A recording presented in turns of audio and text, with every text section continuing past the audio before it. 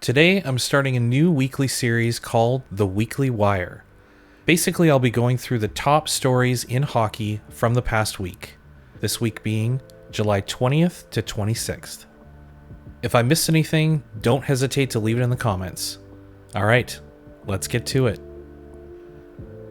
Calgary unveiled the designs for the new arena for the Calgary Flames called Scotia Place. The arena's capacity will be 18,400, and the exterior will have a fire and ice theme that includes a depiction of flames on the upper level of the facade. They're calling it the Cauldron. That's pretty awesome. The digital Jumbotron will be 140 meters in length. That's just over 459 feet. This will be the longest in Canada. This has been a long time coming for the city of Calgary. With the Saddledome being over 40 years old now, they really need an upgrade. Construction is slated to begin this year, and it should be ready for the Flames for the beginning of the 27-28 season. The Philadelphia Flyers have given a contract extension to forward Travis Konecny. 8 years with a cap hit of $8.75 million. I'm not too sure about this, to be honest.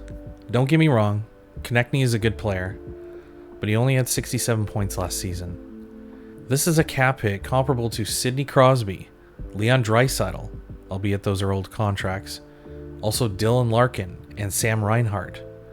These are point per game, top line, game-changing players.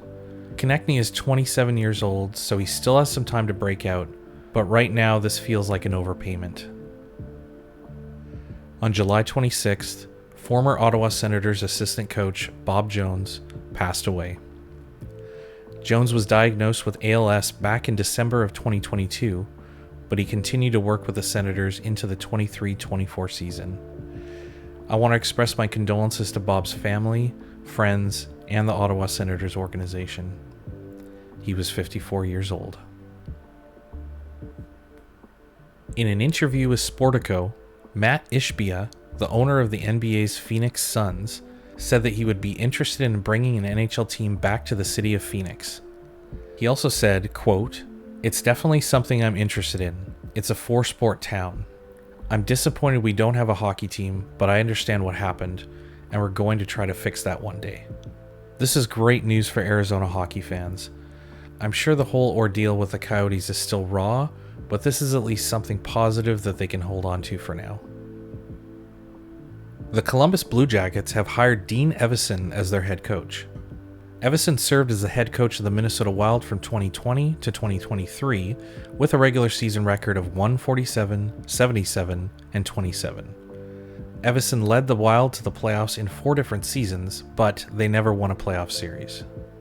To be honest, I don't know a whole lot about Dean Evason, so it'll be interesting to see how he does in Columbus with such a young team. In other Columbus news, Blue Jackets forward Patrik Laine has been cleared to return from the NHLPA's Player Assistance Program. According to hockey insider Elliot Friedman, NHL teams interested in acquiring Laine were told they are free to contact Laine's camp. So at this point, it looks like Laine will be starting this upcoming season with a different NHL team, but time will tell.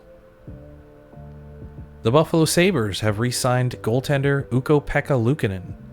5 years with a cap hit of $4.75 million. Finally, a good move by the Sabres. Luukkonen had pretty good stats last season.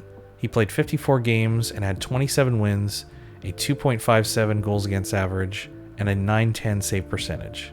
Remember, this is on an underachieving Sabres team. If they can turn things around, Luukkonen can cement himself as a legit number 1 goalie during this contract. If they can turn things around. For the Buffalo Sabres fan base, I really hope they can. And lastly, after being reinstated into the NHL on July 1st, the Edmonton Oilers hired known scumbag Stan Bowman as their general manager. Bowman, of course, was the GM of the Chicago Blackhawks during the Kyle Beach incident. If you're unfamiliar, Beach was SA'd by a Blackhawks video coach, and it was eventually reported to upper management. Since this was during the 2010 Stanley Cup playoffs, management, including Bowman, decided not to report it to the police or their internal human resources department, so not to interfere with their cup run. They actually never ended up reporting it, even after the playoffs. The video coach was eventually forced to resign by the team, but they provided him with a letter of recommendation.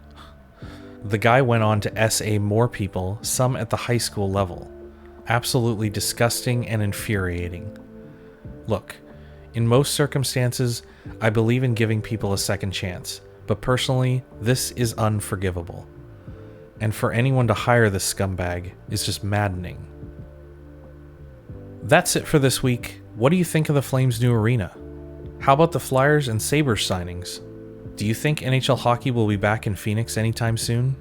Will the Blue Jackets be any better with Evason in and likely Laine out? And of course, should Stan Bowman have been reinstated back into the NHL? And should the Oilers have hired him?